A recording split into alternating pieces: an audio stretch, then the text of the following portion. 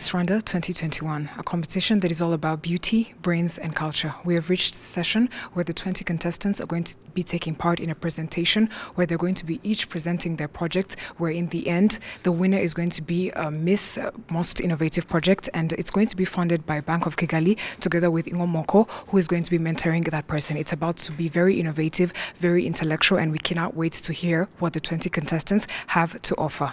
Take a look. On Saturday, March 20th, 2021, out of the final 20, only one will win the coveted title and be crowned Miss Rwanda 2021. Don't miss the grand finale live from 7 p.m. on KC2, free of charge, and on our YouTube channel, Miss Rwanda Official, for only $3. Continue voting for your favorite contestant via SMS by sending the word Miss followed by a space and her number in the pageant to 1525 or online on igihe.com. The contestant with the most votes will automatically secure a place in the top 10. Let's make a grand show of support for our girls in the grand finale as we continue to follow COVID-19 guidelines until we meet again in a post-COVID world. Thank you very much. We're very happy to be here. My name is Manu Paulette and I am representing Ingomoko.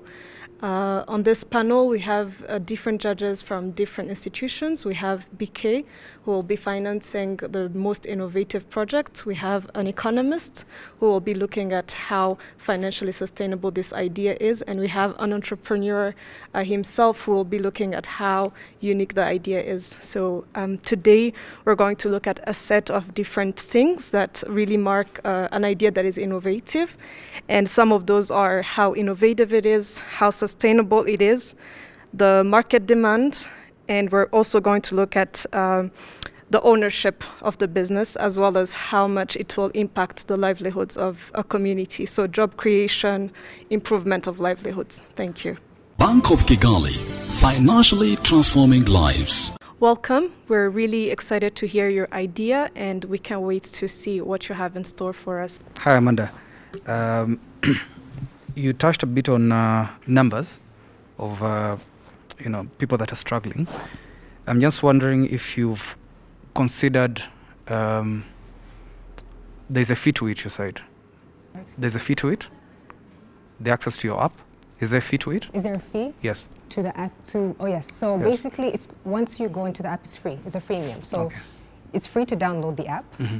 However, in-app purchases, so there'll be certain things sort of like, let's say, breathing techniques. For that, you'll pay maybe, let's say, 50 cents for a breathing technique. Okay. However, for the services, you pay according to the therapist. So who pays? The person who... Okay. So have you gotten time to consider the demography, the location of these people in terms of access of internet, and what their purchase power is? Yes, so I've put into consideration that this app will probably touch mainly first with a demographic of people who can afford. However, given that I want to create a donation section where we can come together, put in a bit of money to offer to people who can't afford, that could help those who cannot, the demographic of people who cannot afford. And I've heard that Rwanda is starting sort of a technologically based system where they're trying to give people sorry, I forgot the name of it, but they're trying to offer phones or smartphones to those who can't afford for a certain, within a certain period of time. So I think by 2030 something, every person's supposed to have a smartphone. So with that in mind, people will be able to access it by a certain period of time. And when it comes to affording it, I'm relying on the donations, and I'm also relying on payment plans. And that is something that I would have to discuss with the therapists as well. Okay. One more last question. The biggest contributor to our health system is availability of insurance. In terms of usage of the fund that you're competing for, how do you intend to apply them? And how do you think insurance in this case will come to help? With that question, I have to do more research, if I'm being honest. If I'm able to connect with the Ministry of Health, connect with therapists as well, I'll see how they work with insurance, and I'll be able to give you more information on that. Maybe before I give the floor to my colleague, You know, this mental health issue is very sensitive. First of all, the person who has a mental problem, I don't think would be the right person, you know, logging in and seeking for the doctor. Probably the family members or whoever. So how do you ensure that third party logging in on behalf of someone? That's one. Two is if you look at the service providers of mental health, actually our hospitals are overwhelmed. So business-wise, I don't see why like Ndera Hospital would pay a commission fee to a company which referred the client, and yet there are so many like patients going there. Actually, even doctors are overwhelmed. Why would they be interested to pay commission fee, and yet they have permanent clients? Thank you. So your first question. Sorry? The first question was touching on. Oh, the first. Sorry? Party. Yeah, so yeah, like yeah. I said, there will be in-app purchases. My interest is on mental health well-being.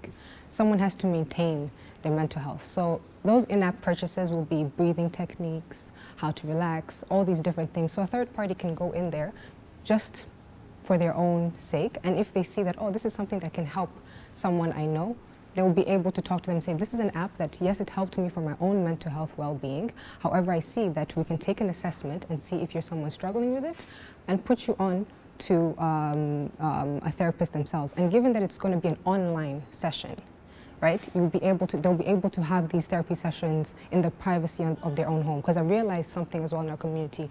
We're afraid to go out and seek because of that stigma like I talked about. So if you're in the privacy of your own home, the fear will decrease a little bit more.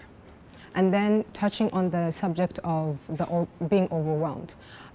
Yes, it is overwhelmed. However, there's also a large number, as I've gone around in Kigali and I've gone around in Rwanda, I've seen there's also still a large number of people who don't go, especially when it comes to hidden sort of mental health issues such as depression, anxiety, PTSD. When it's more external, when it's more visible, yes, they're taken there. But then there's underlining mental health issues that we don't talk about, like the ones I just mentioned. And there's still a large number of those dealing with them. So I would say that therapists will have a larger clientele, especially an online clientele with this app, as well as time goes by, again, it's all up to how we're moving in this technological field of things, right? Now we're going from face-to-face to technology. Maybe they'll be able to give me a commission fee once they see that, okay, we're moving into something that's more sustainable, we're moving to something that's different. That's the best answer I can give you, and I'll think through it one more time. Okay. Thank you, Amanda. I wanted to know how you got the idea of your project. Project, because I'm someone who has dealt with mental health. And once I came to Rwanda, I realized that I didn't know much about mental health facilities, yet they're there. I didn't feel safe or comfortable, rather, going to seek them once I found out that they do exist. And I said, and before I moved to Rwanda, I was taking online therapy sessions myself. So it's a personal one to me that I want to bring here. Thank you. Thanks, Amanda. I wanted to know if you have taken any step toward your project. I've done research. That's the first step that I've taken, which includes searching for numbers, searching for hospitals. I've been given contact information to different therapists, and as I move past this, I'd like to, whether if I'm lucky enough to get the funding or not, I would still like to continue talking to different therapists and seeing how my project can be of use. But so far, I have done research, as well as talked to different people in my community to find out in your research, what do you think you might end up facing as problems, and how are you going to solve them? The first issue was mentioned already. Those who can't afford. It might be hard for them to be able to afford the therapy services. Another issue would be the stigma itself. That's why I tried to focus on privacy. because once your information is out there, I think a lot of people have issues with their information out there. So another thing is stigma and fear of even seeking those mental health treatments. And I would say another one is acceptance of this new form of technology. Thank you. Thank you. Murakoze. Amazina yanjye nitwa Akariza Hope, ndi nimero 2 yawe. Iburasirazuba. Muri ibi bihe cyangwa muri iki gihe turimo, nagiye mbona ababyeyi benshi batabona umwanya wo gufasha abana babo gusubira mu masomo. Ahandi abarwayi benshi kwa muganga ntago babona, abenshi ntago baba bafite abarwaza. Akaba ariho no kwiga igitekerezo cyo gushinga association izajya ifasha abo bana gusubira mu masomo yabo, ndetse no kubona abo barwaza badafite kirwaza, abo barwayi badafite kirwaza kuba babona ababarwaza. Ariho natekereje gushinga iyo association, nkaba nzabashyira mu mashyirahamwe, ni ukubashyira mu mashyirahamwe bagahabwa amahugurwa y'ibijyanye, bamwe bazibanda ku bijyanye no gufasha abana gusubira mu masomo, kuko birumvikana baba bafite ubwenge yego, ariko ntabwo baba barabihuguriwe kuba bafasha abandi.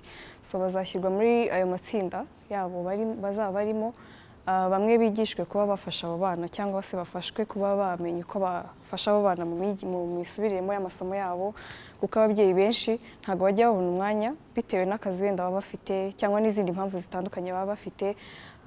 Ikindi natekereje ni ukwegera ikigo cyitwa Premium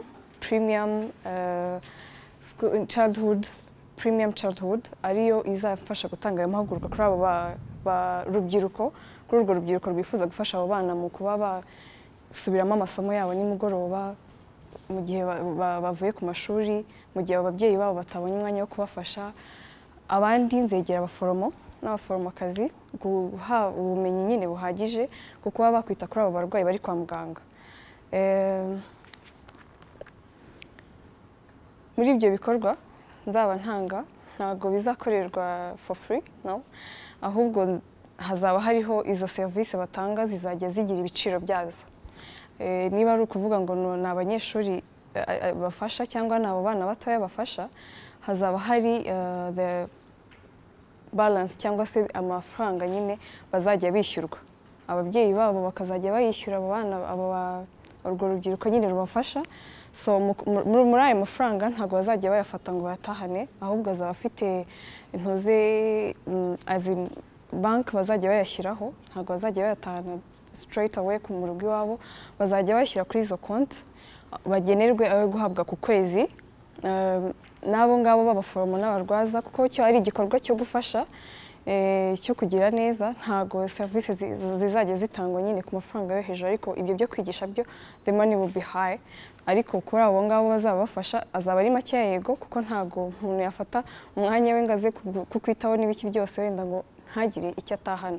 Ariko nzegera amavuriro kuri iyo side iyo bazaba barimo kwita kuri abo barwayi badafite kirwaza, nzegera amavuriro, nzavugana nayo, bizaterwa n'ibisubizo bazampereza cyangwa se uko bazabyakira. Hanyuma kuri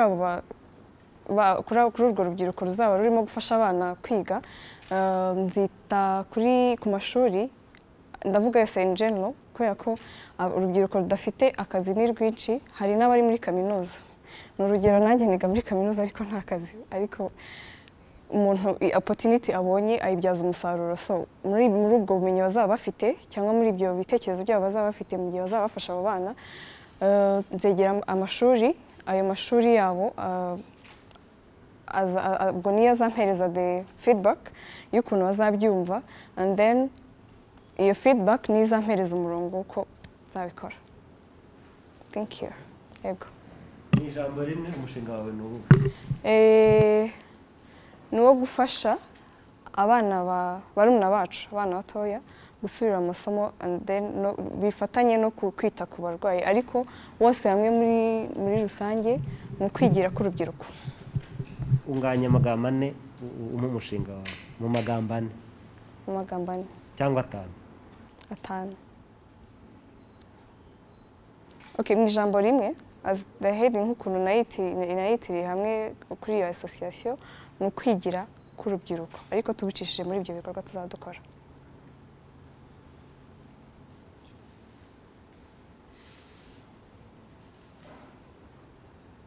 Urakoze cyane Hope. Ngewe ikibazo nshaka kubaza ni iki cyatumye utekereza uwo mushinga, ese hari impamvu idasanzwe yatumye ubitekereza? Hanyuma ikindi ni gutekereza wakomeje uvuga ku bana bigira mu rugo, ese ko bari gutanga inkingo za covid mu minsi iza tugiye kongera gusubira mu buzima busanzwe turizeye, wambwira ukuntu uzabigenza? Merci. Okay, ntago ndimo kwivugira kubera ko turi mu gihe cya corona no mu buzima busanzwe kubera ko bitewe n'imirimo ababyeyi bagira, twe twagize amahirwe yo kuba twakwicarana n'ababyeyi bacu bakadufasha gusubira mu masomo either muri weekend, ariko ababyeyi muri iki gihe ntago bakibona uwo mwanya, so ntago ari kubera condition cyangwa situation turimo ya covid, ahubwo ni ibintu bikomeza no mu minsi isanzwe mu gihe ababyeyi batabonye uwo mwanya wo gusubiramo umwana amasomo. Yeah, so ni service bazajya batanga bidafite any limit. Yeah. Hope, amafaranga uramutse uyabonye wayakoresha iki exactly? Yanagaruka gute? What's the sustainability umwaka umwe from now? Tubwire business yawe ukuntu izaba imeze. Okay. Kubera ko hazakenerwa ayo mahugurwa kandi nta utanga amahugurwa ku buntu, hazakenerwa ibikoresho bazajya batwara mu gihe bagiye kwigisha abo bana, hazakenerwa amafaranga cyangwa yo kugura amafunguro azabashyirwa cyangwa se ibikoresho bizajya bishyirwa abo bantu bagiye gufasha abarwayi badafite kirwaza.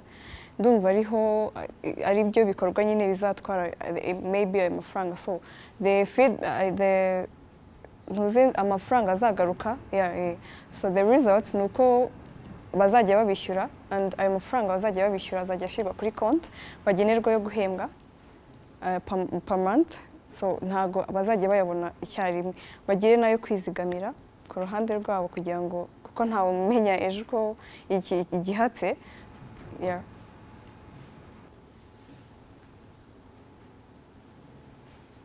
Hope, umushinga wawe warawitekerereje? Ni iki kigaragaza ko ari uwawe?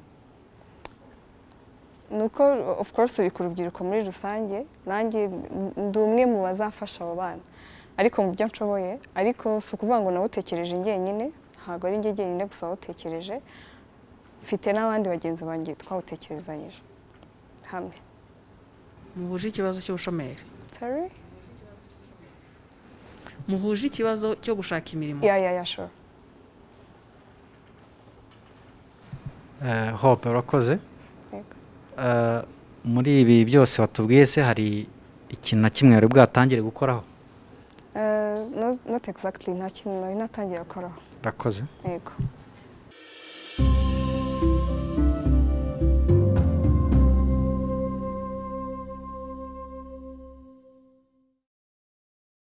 Gaju Eveline. Yego. Mujyi wa Kigali.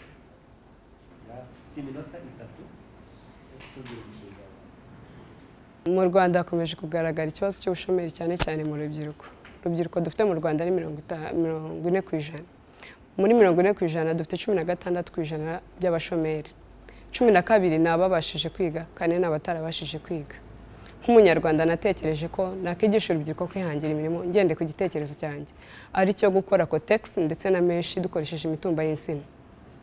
Ibi bizafasha urubyiruko kubona akazi ndetse bizongera umusaruro w'ibikorerwa iwacu Rwanda, ndetse tuzagira n'ubukungu buzamutse kubera ko ibizasohoka mu gihugu tubijyana mu bindi bihugu ku masoko azaba ari byinshi, ndetse bizongera umusaruro nanone ku bana b'abakobwa cyane cyane badashobora kubona ibi bikoresho nko mu bigo by'amashuri ndetse n'ahandi hatandukanye hagenda hahurira abana b'abakobwa benshi. Aho nzashyiraho buri mezi 3 tukajya dushyiraho gahunda yo kwigisha gukora izi cotex ndetse na meshi mu bigo cyane cyane byigisha imyuga, ndetse na buri mezi 3 tuzaza tugira gahunda yo guhinga izi nsina kugira ngo tubone uko dukora izi cotex ndetse na meshi. Urakoze cyane.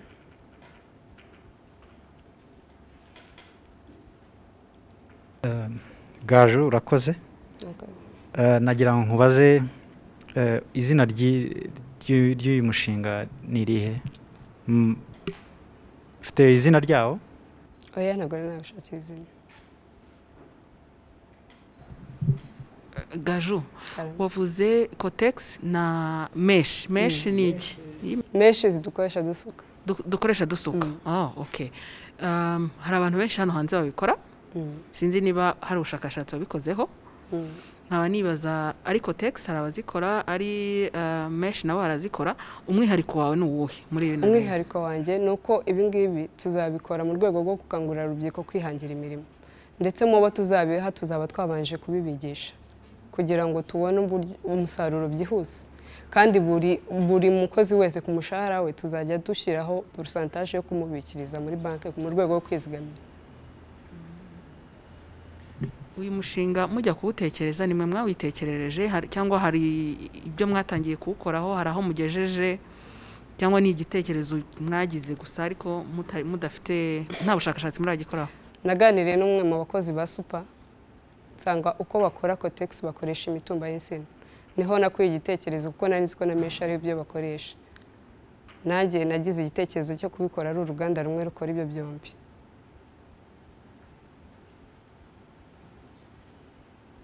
Hari organization yitwa Sustainable Health Initiative ikorera mu burasirazuba, right? Ikora ibi bintu bya sanitary pads mu mitumba y'insina.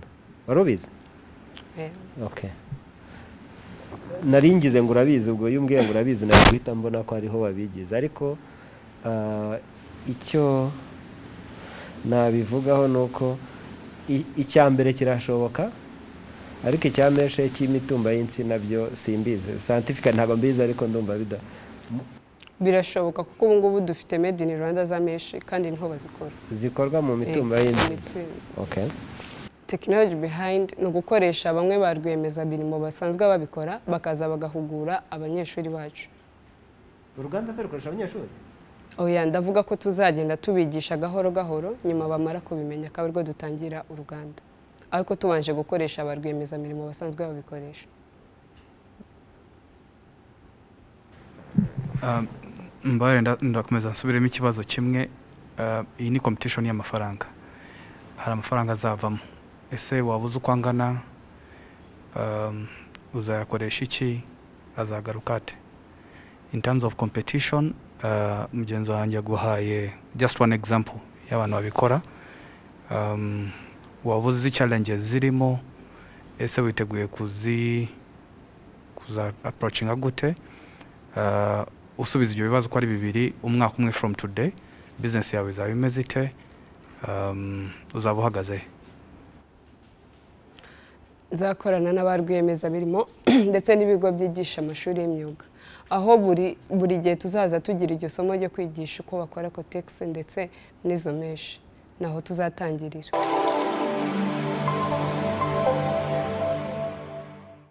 Amazina yanjye nitwa Esther Ingabire, nkaba ndi nimero 6 mu irushanwa rya Nyampinga w'u Rwanda. Igitekerezo cyanjye nagihaye umutwe uri mu rurimi rw'Icyongereza, nkaba narakise Raising 2034 Elites.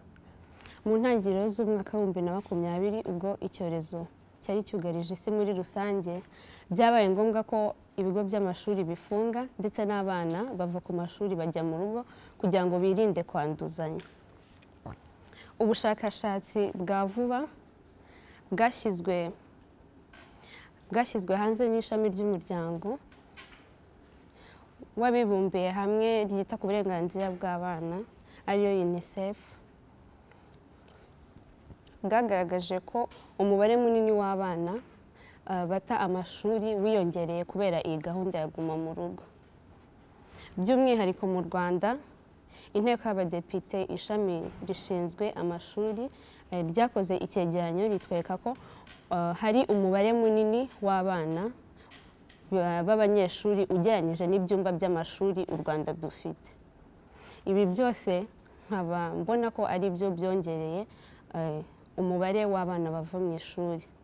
Maze kubona ko iki kibazo giteye inkeke muri sosiyete nyarwanda, nkanjye Esther nashatse igisubizo cy'ikibazo, aho nzashiraho website iyo website ikaba ariyo nzakoresha ntanga amasomo y'icyongereza, ikinyarwanda ndetse n'ubukorikori. Hanyuma iyo website ikazaba ifite aho kuregisitaringira, hakazaba hariho na nimero ya konte yo bazajya bishyuraho amafaranga ku muntu uzajya uba waregisitarinze.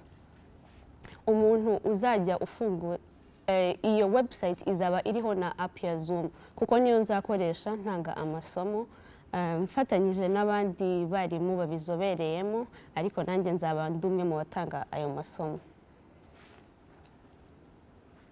Hanyuma nkuko nari ndimo ndabivuga, hazaba hariho iyo app ya Zoom niyo izamfasha gutambutsa ayo masomo. Umuntu wese uzajya winjira muri iyo app ya Zoom akaregisitaringa azajya ahabwa kode. Iyo kode niyo azajya akoresha yinjiramo kugira ngo abashe gufata ayo masomo. Ariko ayo masomo ntago ari ay'abantu bose, ahubwo aya masomo yagenewe abana b'incuke bazaba bitegura gutangira umwaka wa mbere w'amashuri yabo abanza. Nkuko ababyeyi bajyaga batiza umwana telefone kugira ngo abashe gukina game, noneho ubu ngubu uko njye mbishaka cyangwa se uko mbyifuza, umubyeyi azajya atiza umwana telefone mu mwanya w'uko yakabaye ajya gukina iriya mikino bakina bakoresheje amatelefone, ahubwo azajya ajyaho aze twigane agiye kuri ya app ya Zoom. Ntago nimba ngiye gutanga ayo masomo nzakurikiza curriculum ya Minisiteri y'Uburezi nkuko bigenewe. Ikindi, hazaba hariho ibyiciro bibiri muri itangwa ry'aya masomo. Hazaba hariho remote classes na online classes. Remote classes nibo bazajya bishyura amafaranga asa nkaho ari hejuru ujyanyije na online classes. Remote classes ni bandi bo tuzajya twigana, abo bazajya bari kuri Zoom nkabasha kuganira nabo mbigisha ayo masomo atandukanye nkuko nabivuze hejuru. Mushobora kwibaza ati se kuki nshobora kuba bishize ku buryo buri expensive. Niyo mpamvu navuze ko muri iyi app cyangwa website nzaba ndimo ndakoresha hazaba harimo ibice bibiri. Remote classes aho nzajya nigana n'abana, niho nzajya mbahereza amasomo bakeneye tuvugana, aho umubyeyi azajya aba yahaye umwana telefone kugira ngo tubashe kumvikana. Hanyuma abazajya bakoresha online bazajya bakoresha amafaranga atari menshi ujyanyije n'abazajya baba bari kuri remote classes. Nkaba numva ko nibiramuka ibi byose bikozwe nkuko mbyifuza, abana bazajya bava mu cyiciro cy'incuke bazajya bajya gutangira umwaka wa mbere w'amashuri bazi neza ibyo bagiye gutangira kwiga, kandi babasha kuba attentive muri class, bakabasha kumvikana neza n'abarimu. Murakoze. Esther, since impamvu wari wagize ubwoba, you have a very, very brilliant project, I must say, very brilliant. Nonetheless, harimo, and I agree, this is just an idea, ariko I have personal experience, harimo challenges nyinshi, and I'm sure when you continue thinking about this, you'll see. Since aho nahera, ariko project yawe kugira ngo ibe successful hari key elements zikenerwa. Urumva? Hari key elements. Hari accessibility, sibyo, ko abantu bashobora ku accessing izo products zawe. Impamvu iyo ibigoranye nuko bisaba internet, nuko bisaba tools through phones and everything. Sinzi watubwira what your target market is. My target market. Abo ndabizi ko wavuze nursery kids, ariko ni nursery kids baherereye ubushobozi bwabo n'ubuhe, considering those two elements nari mvuze. Number 2 is one challenge yari kuba nziza wenda target market iri ku bana begeyeho hejuru. The reason I'm saying this is abana bakiri hasi basaba one-on-one. Kubigishiriza offsite, it's a bit tricky. Sinzi icyo bitekerezaho. Number 3, urateganya gukora nute n'abasanzwe mu burezi? Ese wabuzi the challenges, products kwanza zimeze nk'izawe, substitute products zihari, nzi ko abenshi bakoresha Zoom, bakoresha Teams, bakoresha Class Dojo, there are very, very many. Have you tried those by yourselves? What are the challenges? How do you encounter those challenges? Nibazo byinshi, but in a nutshell, but it's a very good project. Ntongere kwitinya. Murakoze, njya kugira igitekerezo cy'iyi project cyase idea nuko nari maze kubona ko abana hari hashize umwaka wose batabasha attending ama classes. Mbona ko iyi ngiyi ari imwe mu ma challenges cyane cyane ko biri mu bimwe byongereye abana batakaza amashuri. Maze kubona ko ariko byagenze umubare w'abana mwinshi kandi bari bamaze n'igihe kinini batatendinga ama classes. Niyo mpamvu nawo haye title yitwa Raising 2034 Edits. Nzatangirana nabo bana aho nzajya ngenda mbakurikirana, nkaba nizera ko mu mwaka w'2034 bazaba bamaze kwegeraho hejuru kandi bazaba bisumbuyeho mu bumenyi. Niyo mpamvu nshaka gutangirana nabo kuva bagitangira amasomo yabo ya mbere abanza, kugira ngo mbashe kubashepinga nibazajya bahura n'abandi barimu bazajya mu bindi bigo, kuko umwarimu ku buryo umwarimu azajya ahura nawe akabona ko byibura uwo mwana hari ubumenyi yari afite ugereranyije na wa wundi utarabashije kwatendinga. Impamvu nahereye kuri nursery nuko ntago nzaba mfite ubushobozi burenze bwatuma mvuga ngo ndatargetinga abo ngabo bigiyeho hejuru. Nzatangirana nabo ngabo, ariko uko ubushobozi buzagenda bwiyongera nibwo nzagenda nongeraho n'abandi ngenda targetinga n'abisumbuyeho. Iyi project yawe ni solution muri covid cyangwa no mu bihe bisanzwe? Yaba solution kuri covid right now, ariko no mu buzima busanzwe yakomeza kuko yakoreshwa. Okay, now you are heading where you want. Kuki ngiye ufite umwana w'imyaka 4 aho kumutwara kuri nasari kanaka nahitamo service yawe kanayishyura? Akenshi usanga umwana yari mutoya, akenshi usanga atabasha gufunguka cyane cyangwa se atabasha kwisanzura cyane ari kumwe n'abandi. Gusa twebwe ababyeyi nibyo baba bashaka kugira ngo bamujyane mu yindi community irimo n'abandi bana kugira ngo babashe kumwigisha cyangwa se kumenyana n'abandi. Ariko iyo umwana yigiyeho gatoya akaba agiye gutangira umwaka wa mbere w'amashuri abanza, nimba nabashe kumwigisha nkamweka kwisanzura, kuko n'amasomo nzajya muheza ntago ari amasomo yo mu ishuri gusa, nzajya mbona n'umwanya wo kumuganiriza ibiganiro nyine bimugenewe nk'umwana ufite imyaka iri hasi, ku buryo byibura nazajya ajya gutangira umwaka wa mbere w'amashuri abanza azajya aba afite ubumenyi busa nkaho bwisumbuyeho. Ntabwo wasubije ikibazo cyane. Kuki umubyeyi ufite umwana w'imyaka 4 azahitamo kumushyira kuri app aho kumujyana muri nursery iri isanzwe?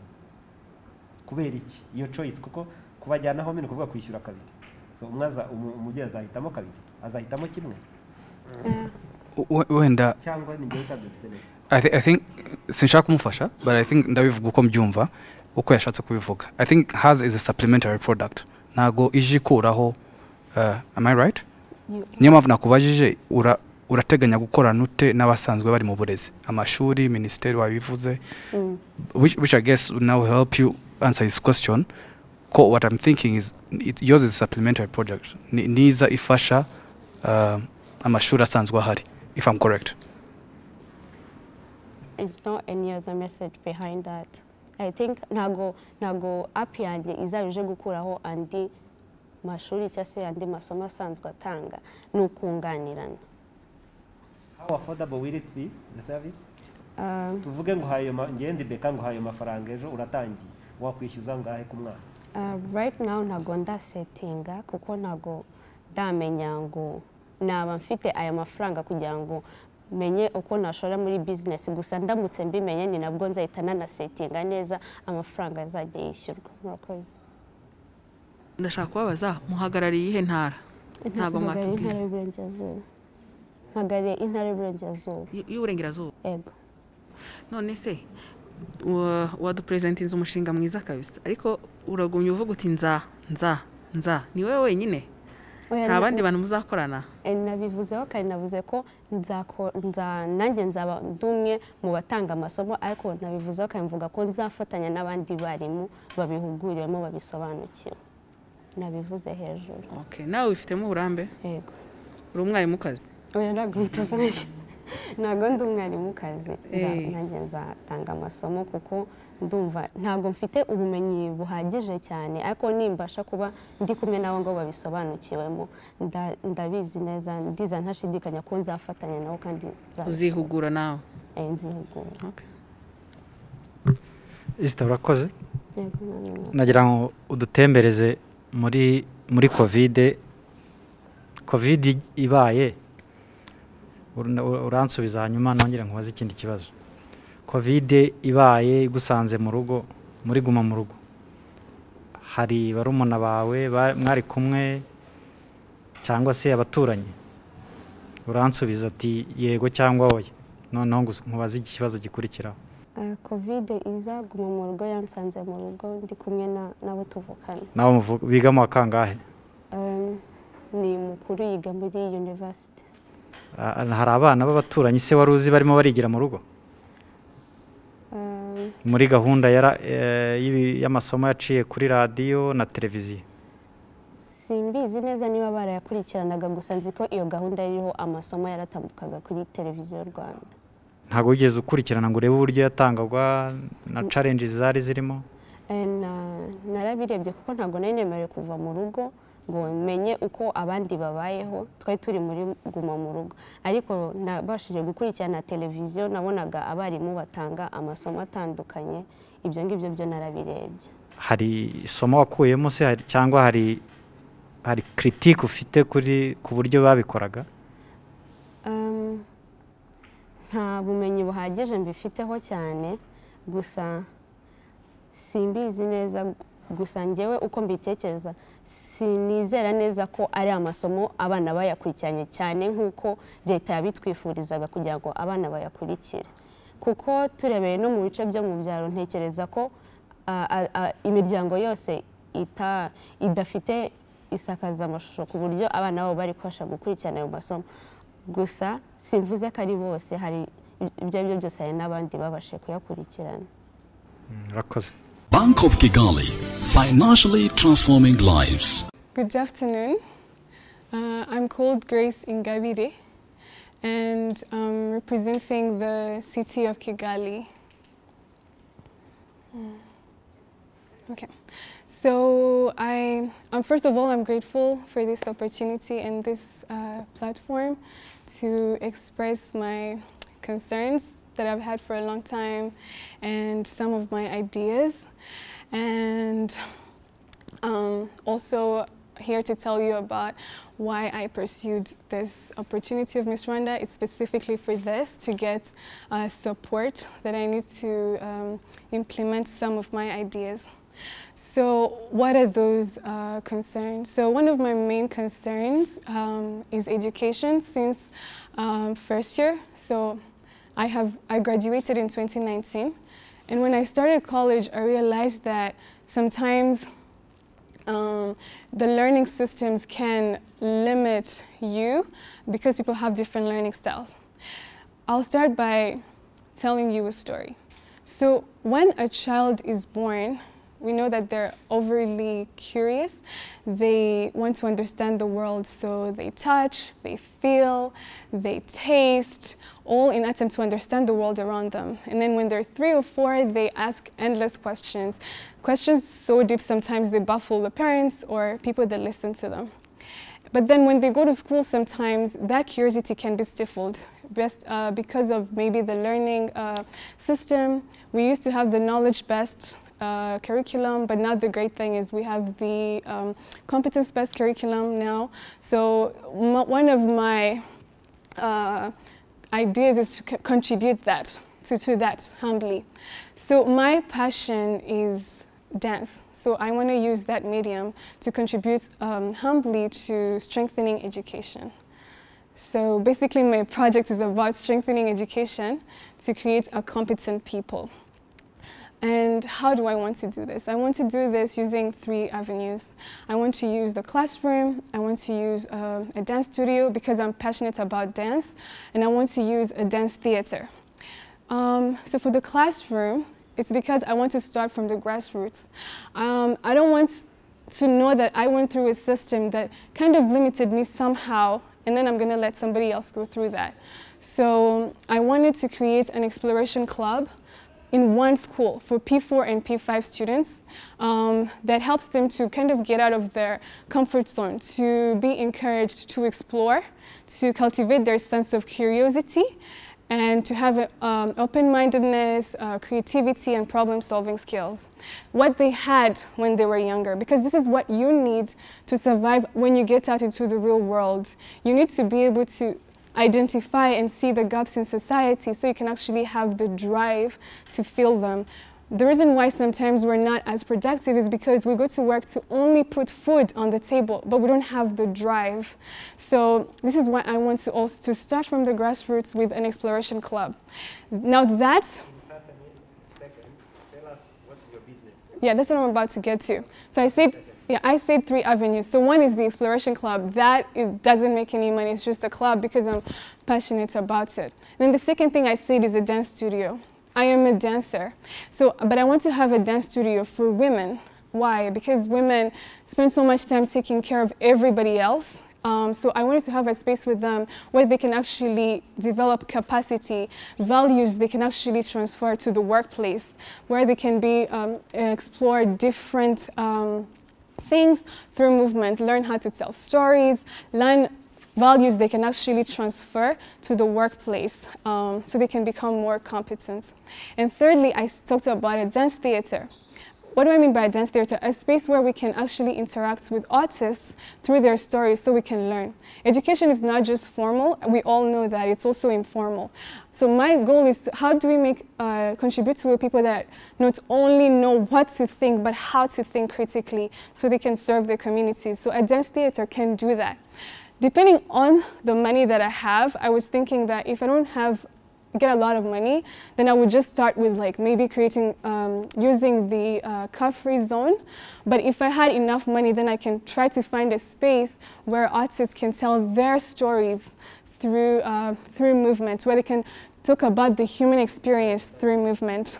So join me in creating a competent people in creating a space for artists, creating a space for women to develop their capacity, and also helping young kids through the Exploration Club to have a culture for exploration. So thank you. Yeah. Oh, okay. Grace, thank you. Thank you. You graduated in 2019. Mm-hmm. What have you been doing since then? So I work for a project called Ichiringo under Benedico, and what we do is protect and promote local dances in Rwanda, mainly Ichinimba, Ichinyemera, and Gusama. So yeah. So how far are you with your project? You should be doing something right now. Yeah, we're already doing something. So we organized an event, but it was virtual because of the lockdown. And we showed a documentary we took last year on Itinyemera. And we also had a speaker who spoke about basically the purpose of culture. So we've had one event so far. Basically the project started 2019 ending. So that's where we are right now. Are you working for someone or you're working, it's your... Yeah, I'm working, so the company is called Benedico, and what they do, they deal with intellectual property, but for me, I'm just working under the project of Ikiringo that deals with culture. We're gonna expand to Africa, but we started with Rwanda. Within the company, can you tell me one initiative you came up with and is helping the company become successful? Mm-hmm. So one initiative I came up with is that event we organized virtually. I really wanted, so when lockdown started, they kind of got discouraged because you can't really do events now because of lockdown, but I really wanted us to do something, even if it's just showing a documentary and having people speak, something to kind of boost our rhythm and have people know about our project because it's new. So that's how we came up. We first organized something at Serena, but then one day before it was cancelled. And then I think 2 months ago we organized a virtual one, and thankfully that one worked because it was virtual. So I think that's one thing I contributed, helping that actually happen.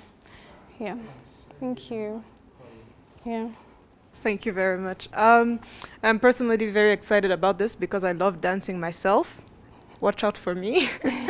But my question goes, so you said your target market is only women for specifically the dance studio that's going to make money. I can answer after you finish asking. I think my question depends on that because I want to understand your target. So yeah, I wanted to start with women because I love dancing. Obviously, I want to have a studio where we can have programs for children, programs for youth, for men, for old people, because dance is therapeutic. Dance allows you to explore your emotions and also like helps you develop discipline and different other great attributes. But I wanted to start with women because, I don't know, I'm concerned about them because I feel like they don't really have spaces where they can kind of just take care of themselves. So that's why my first target group is women, a place for them to be empowered, a place where they can learn how to have self-care. So that's why I want to start with women. Well, my question now is, how do you make money out of it? Because I feel like that's a very, considering how many women who work are willing to come for a dance class, how do you plan to make it sustainable, something after a year that's going to make money? Okay. And job creation. I also want you to tap on that. Okay. So for the dance studio, actually, the great thing is I have women and women work, so they're going to pay for classes as opposed to if I actually had maybe youth starting, because I don't think they have money. But I have actually a lot of women who've talked to me and asking me, when are you going to start your dance studio? I'm like, I'm still trying to get the finance I need to actually start it. But they were like telling me, when are you starting? But we can't wait to take classes from you. So basically, I'll charge for these classes, and we'll have evening programs, weekend programs. So after work, you can come and you can just relax, and you can learn it's one or two things about movement, about yourself, and different things. Yeah. And then, but remember also, I wanted to do a dance theater as well. So that will also make money, but the model for that depends on how much money I get from this. So, but I'm eventually gonna do that because I really want a place where artists can showcase, can like interact with the world, where people can learn about the human experience through the artist's perspective, learn about gender-based violence through movement. There is a way it touches your heart that maybe if you had a lecture, it wouldn't touch your heart. So having that come here, and if we had a space that would mean we'd actually have people, other artists from Angola, Africa, South Africa, come here to also share the work, and we can have partnerships. So I'm very passionate about it, and I'm going to mobilize support for it any way I can. So it's like a long-term goal for me, but I want to start it in any way that I can. So yeah. Clearly, I'll not be your client, but I guarantee you my daughter will. She loves dancing. That's great, yeah. But I'm struggling to understand how that connects now to education, especially if you could just relate it to STEM as a key interest for our country. And number two is the largest number of our women are in the rural area. Yeah, how do you intend to work with them or for them? Yeah, but I'll need to understand more, especially on our question. How do you make money? Because at the end of the day, we want to come back a year from now to say you've started. This is what the impact is, because from what I hear, it's more of a social approach than entrepreneur. But we will need you to keep going. After we fund this project, we need you to keep going. Hire as many people as you can, and make sure this thing doesn't. Okay, that's actually a good question. Let me use like maybe an example from somewhere else. Let's say in Belgium, we have a lot of dance studios that teach Afrobeats, African dances. And these studios charge for the classes. So you are, as an artist, you're teaching people about, let's say, African dances, and you're making money from that, right?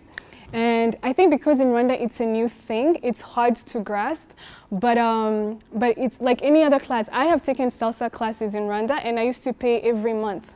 So it's the same concept. I charge for the classes, and the women pay, and then they basically learn.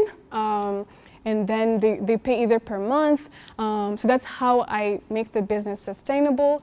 And also I work with different artists, because my strength in one genre is not the same in another genre, and another artist will teach something else. So I'll have to work with other artists to teach different other styles.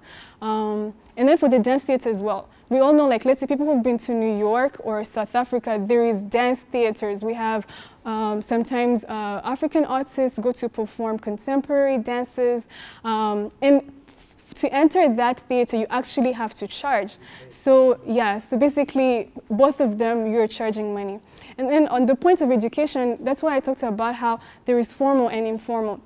My passion and my concern is not about the knowledge you get from the classes, but like, do you have that love for learning? Because that's what drives you to actually contribute something to society. So that is my goal. So I'm trying to use dance to help people learn about the world, learn about maybe people who are suffering, gender-based violence, things that move them, that connect them to humanity and make them angry.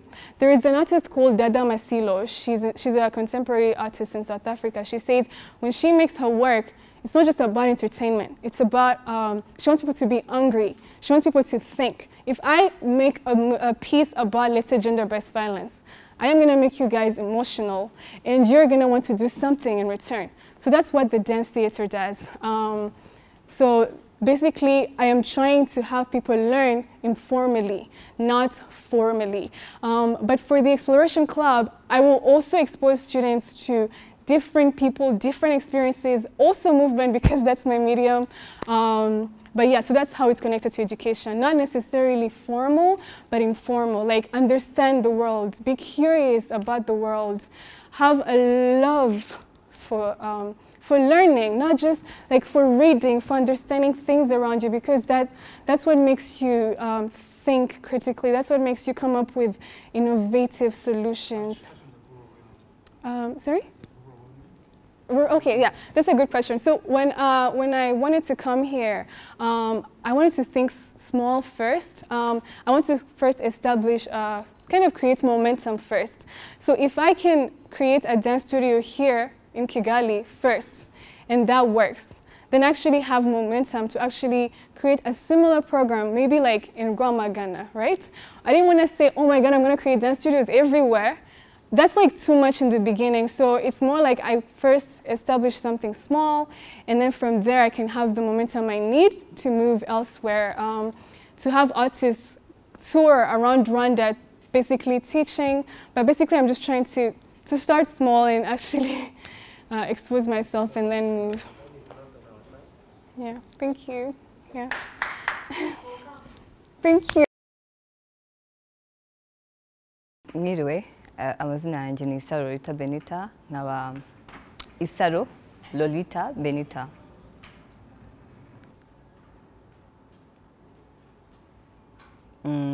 Umushinga wanjye nawise Baho Neza Rwanda. Oh, okay. Ndi nimero 9 muri irushanwa nkaba mpagarariye intara y'Amajyaruguru. Ego, umushinga wanjye rero nawise Baho Neza Rwanda. Ukaba ari umushinga w'ubuhinzi bw'imbuto, aho cyane cyane nzibanda ku mbuto kuri voka, watermelon ndetse n'imyembe. Ku bushakashatsi bwakozwe byagaragaye yuko imbuto ziri mu biribwa bikenerwa cyane ku isoko ryacu, gusa ikibabaje ni uko inyinshi ziva tuzikura hanze, urugero nk'imyembe tuyikura muri Kenya. Ikindi hakomeje kugaragara umubare munini w'urubyiruko ruva mu byaro rujya mu mujyi gushaka imibereho, rujya gushaka ubuzima, kandi mu by'ukuri kuguma mu cyaro birashoboka yuko rwaguma mu cyaro hagakorerwa imishinga bagatera imbere ndetse bagateza imbere n'aho hantu baba. Ikindi kandi muri Katari yahaye igihugu cyacu isoko tujya tubajyanira imbuto ndetse n'ibindi biribwa gusa kubera ubuke bwabyo ibindi bihugu byadutwaye iryo soko mumva ko ubukungu bw'igihugu cyacu buba buri mu kangaratete. Rero icyo nifuza gukora kugira ngo mpangane n'icyo kibazo ni ugutangira ubwo buhinzi navuze, aho nifuza kuzatangira mu karere kamwe mu gihugu k'igihugu cyacu. Urugero mu burasirazuba hazwiho kwera watermelon cyane. Icyo gihe rero nzatangirira mu karere kamwe k'igihugu cyacu ndetse ngere aho mpaza isoko rigari rya Kigali kuko bizwi ko hagaragaye yuko bazikenera cyane. Kandi ikindi bizwi ko izi mbuto navuze zera kabiri mu mwaka, umva ko zajya ziboneka cyane ku isoko. Icyo bizatumarira rero muri rusange ni uko ubukungu bw'igihugu cyacu buziyongera kubera yuko ibyo twakuraga hanze bizagabanuka. Urumva ko ubukungu buziyongera, urubyiruko ruzabona akazi rwiteza imbere ndetse rutange n'umusanzu ku gihugu cyacu rwiteza imbere. Ikindi kandi nzashyira ku isoko ibyo biribwa navuze ku buryo abanyarwanda bazajya babibona mu buryo bworoshye bifashe mu buzima bwabo bwa buri munsi, kubera yuko ibyo biribwa bifasha kurwanya indwara ndetse no kugwingira kw'abana. Murakoze cyane. Murakoze. Ikibazo cya mbere, wari wahinga kuva narahinze. Wahinze iki? Ibishyimbo. Ufite isambu? Yego. Ntabwo ni ahantu hatoya.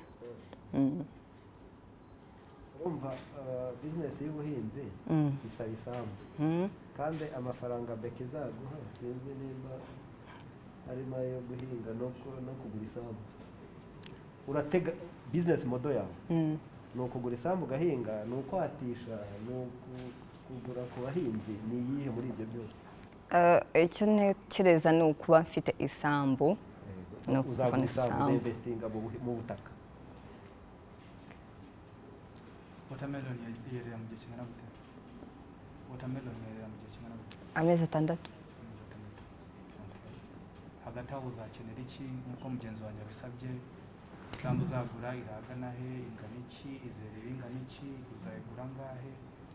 Ese uzasarura bimeze bite mu gihe kingana gute?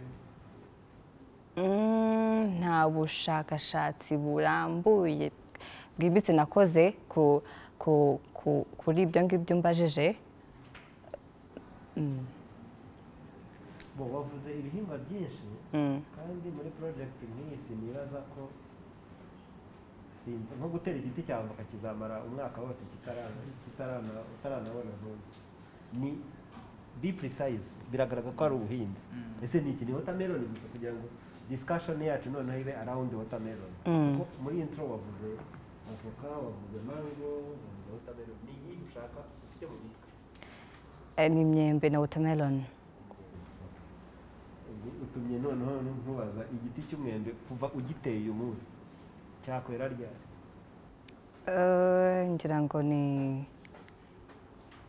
nk'amezi, ni nk'umwaka gutyo. Ikindi ni irihe region mu Rwanda hera ibihingwa uvuga? Mu burasirazuba hera watermelon. Mu bushakashatsi nakoze ariko ndacyakora n'ubushakashatsi nyine bwimbitse. Hanyuma mu majyepfo hashobora kuba hera imyembe ariko ntago nta bushakashatsi burambuye mfite. Mu magambo make uko watekereje challenge ziba muri business y'ubuhinzi ni izihe cyane cyane? Ni ikirere, impinduka z'ikirere ndetse n'udusimba dushobora kuza tukabyangiza, ibintu nk'ibyo. Wazi mitigating gute? Warwanya ibyo bibazo gute?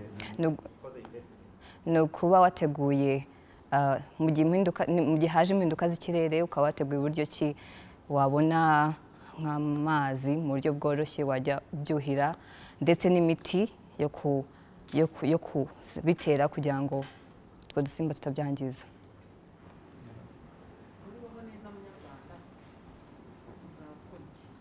Baho neza munyarwanda rero nabyise baho neza munyarwanda kubera yuko ntekereza yuko u Rwanda rugizwe n'abanyarwanda. Ni ukuvuga yuko baho neza munyarwanda. Nabyise baho neza Rwanda ariko munyarwanda niwe Rwanda. Nyine u Rwanda rugizwe n'abanyarwanda. Rero mu gihe ibyo byabonetse abanyarwanda bazaba babayeho neza, ubuzima bwabo buzaba buri mu murongo nyawo, bibarinda indwara ndetse n'ubukene. Umva ko bazaba babayeho neza. Sorry, nari nkubajije muri baho neza munyarwanda. Wowe Lolita uzaba ukora iki? Uzaba ushinzwe iki? Muri iyo company yitwa baho neza. Nizera yuko hose nahagera. Byose nkakora uko bishoboka byose ku buryo menya ni buryo ki byakozwemo, hose nahagera. Ntabwo ndavuga ngo nakora iki cyonyine.